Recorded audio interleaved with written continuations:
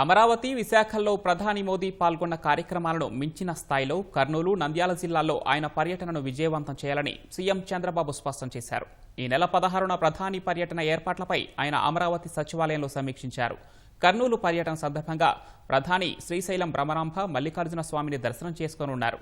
అనంతరం కర్నూలు జిల్లా ఓర్వకల్లు మండలం నన్నూరులో నిర్వహించే బహిరంగ సభకు హాజరవుతారు.